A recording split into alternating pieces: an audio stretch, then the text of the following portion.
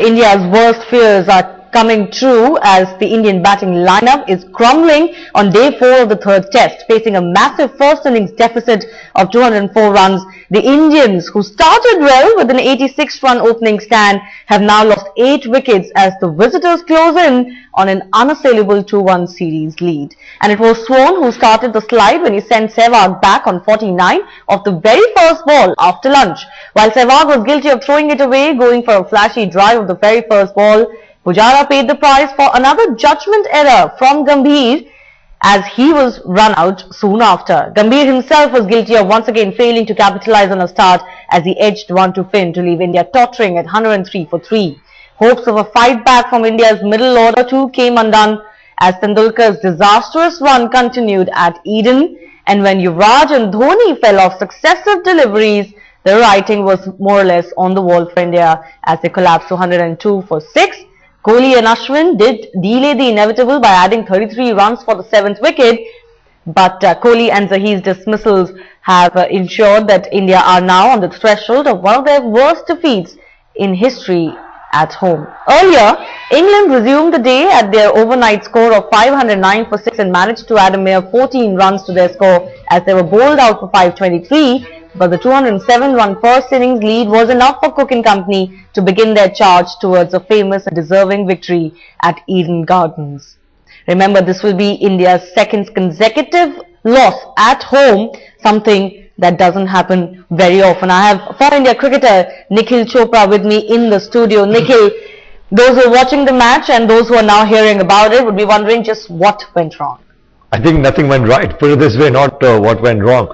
I think from the start, on a good batting track, Shivani, when you win the toss, your batsmen need to raise the hand and say, well, we're going to try and get 500.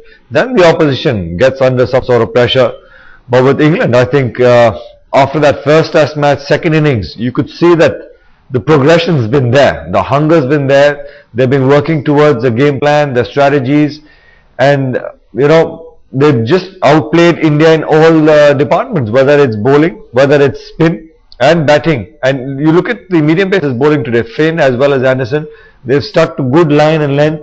The only unfortunate dismissal I could see was Yuvraj Singh. You know, when the ball kept low, there's nothing you can really do too much about. The delivery that got Virendra Sehwag, good delivery. He beat him in flight and, you know, lured him to go out there and play that off drive. You know, classic off spinner's dismissal, where the gap is created and the ball passes through that. Tendulkar as well, good delivery. So, you know, you got to hand it to England. I think they played some fantastic cricket. That's right. You made a very interesting point. Let me take that to Sundar, my colleague who's joining us from the newsroom. While England has improved by leaps and bounds ever since that first innings at the start of the series, India's faltering with the newer ways. I mean, they keep on finding, Sundar, new ways to surprise us. The batsmen are just completely, at sea. And the fact that our bowlers are not working on Indian pitches has just compounded the misery.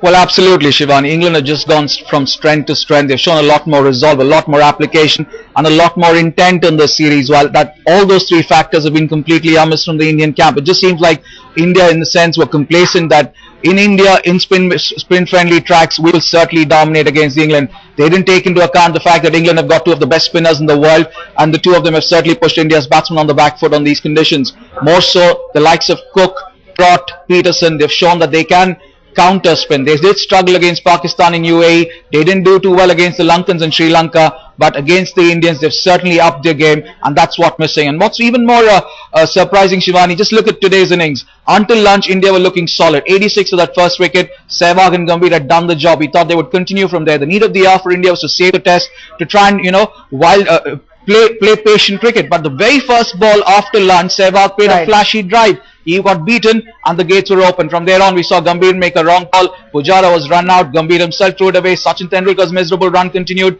Yuvraj failed to deliver again. Kohli did look a lot better this innings, but he got 20. He threw it away. Dhoni threw it away. In the end, it's just lack of application that's costing India. It's a big, huge defeat for India. Let me take that to Nikhil. Nikhil, why is it that despite a very good start, India is just not being able to hang on to their wickets? Is it the fact that you would say the English bowlers are not letting them settle down, but the openers were actually till lunch today? Or is it the fact that India mentally is so unsettled Perhaps, the whole controversy about the pitch, the fact that they lose one wicket and then others are in pressure, the running between the wickets, it's just all gone haywire. I think, we should just forget about the whole pitch thing, because when we had that turner in Mumbai, even then England outplayed us. So when it comes to even spinning tracks, I know Team India's strength lies in their spin department, but then, Graham Swan and Monty Panesar ran away with the game. Kevin Peterson got that fantastic big 100. Alistair Cook's been unstoppable. So how does Team India come and fight back with England? At the end of the day, your batsmen need to get runs on board. When the wicket was good, you won the toss, you get first use of good batting conditions, you get scratchy 350 plus, it's not going to get you too far. At the end of the day, that's what exactly happened even in that second inning. 86 run opening pair that we got, that stand. That was a perfect platform to go out there and build from there. Middle order, once again, Shivani, I think Yuvraj Singh's dismissal is the only one where you could say, it's a little unfortunate at that pace the ball kept low, he really couldn't do anything about it. But, everybody else, I think it's lack of application. Putting his hand up.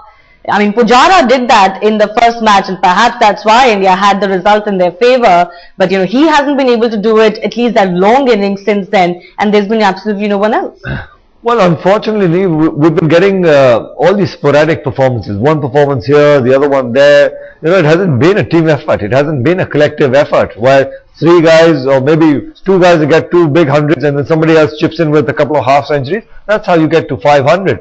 But, you're not going to get too far as a team if somebody gets 100 and, everybody else barely gets into double figures. Right. I think the important thing is, even in that first innings, how the Indian batsmen have been batting, for whether it's somebody like Yuvraj Singh. I think forget about just looking to play Test match cricket. You have to look at your strengths, and he's got a classic example in Virendra Sehwag. He backs his ability. That's his way of playing. Whether it's T20, whether it's limited overs format. Bottom line is, you must know how to get runs at that stage. Right. At the start of the day, we were looking at India possibly successfully saving the Test match. Winning the Test match was already out of the picture, more or less.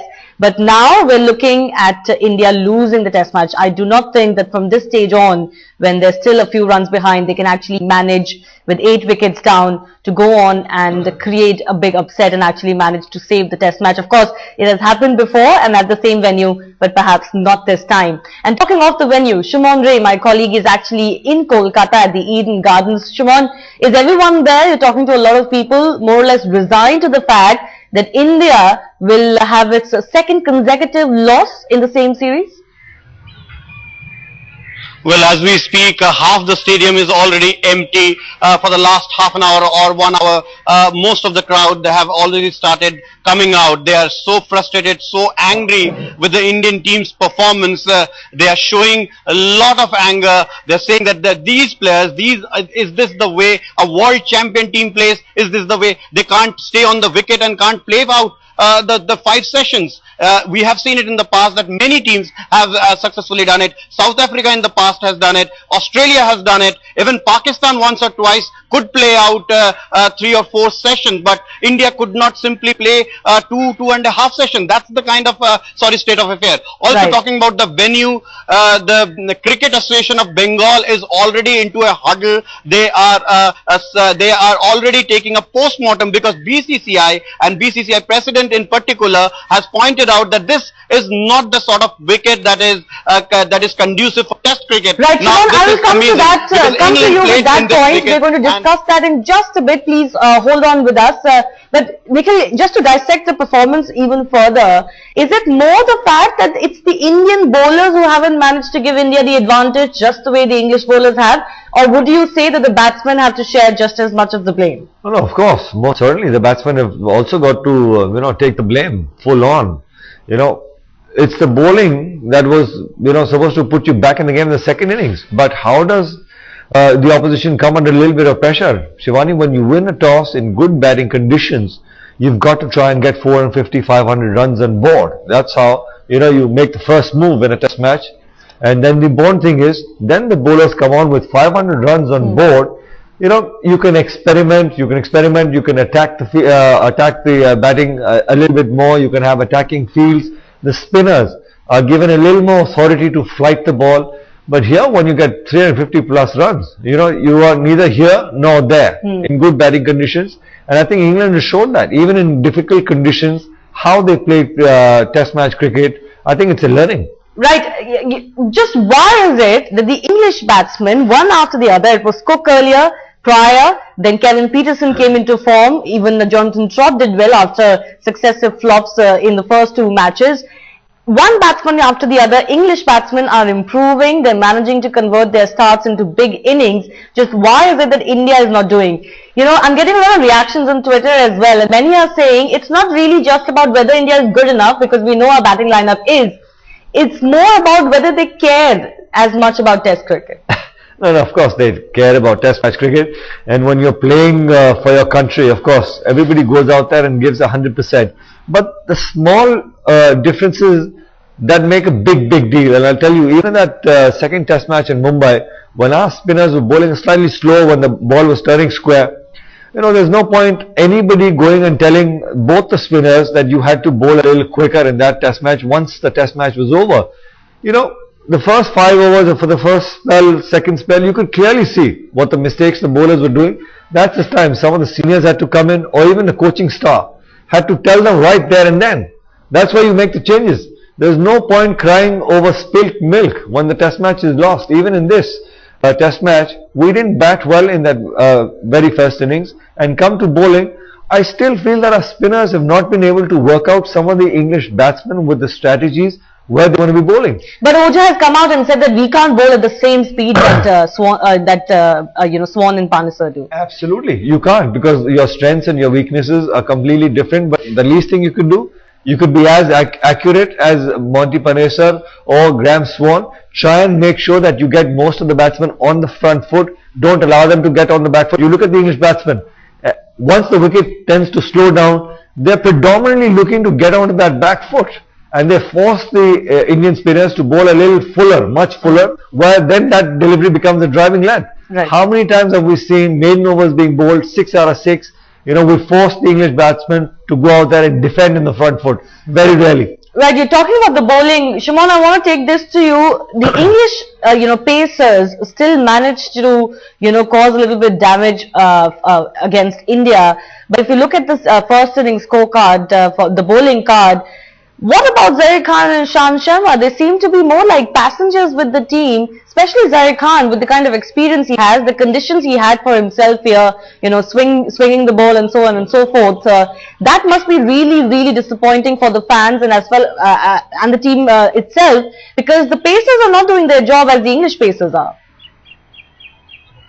Absolutely. Zaheer Khan is a professional pro, and the fact that he is a senior person in the team, and his contribution is very important for the team's success. So when he used to take early wickets, India did well in many matches we have seen. So here Zaheer Khan simply could not apply himself. Not even Ishant Sharma was just a passenger. Not just that, the body language of these pace bowlers, the body, if it starts all the negative thinking of the captain, it all starts from the negative thinking of the captain. And if you do not think positive, you do not allow your bowlers to attack and apply and think negatively, not to concede many runs, then the bowler also do not give their best. So clearly it's been a collective failure. The failure starts from the captainship. Dhoni was not to his elements, and he did not all right, I will take that cue to take the bigger question to Nikhil Chopra right now. Nikhil, second consecutive loss, it doesn't really happen very often at home for India. In fact, it will be only the third loss under Dhoni as a captain ever since he's taken over in test matches. But is it now time? Now is it time at least to perhaps bring in some changes? Well, you could think about it, of course. But what are the changes, Shivani? What are the replacements that, we've got? But accountability has to be set. I mean, Dhoni losing 10 matches in succession, something has to be done about that.